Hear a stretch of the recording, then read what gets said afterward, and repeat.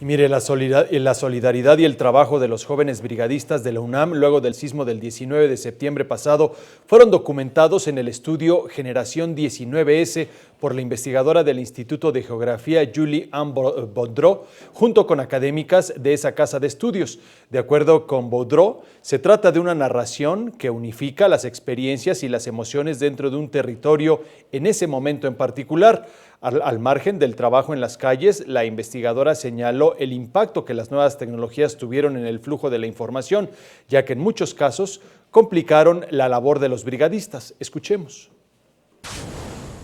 Las redes permitieron un flujo de información y de organización espontánea muy importante, pero también las redes, las tecnologías generaron también mucha frustración por causa de la información falsa. A pesar de tener el antecedente del 85, las formas en las que se dio y las formas en las que colaboramos fueron completamente distintas, por lo tanto fue nuevo y esperamos que espacios como este nos permitan tener sugerencias para repetir el ejercicio en caso de ser necesario.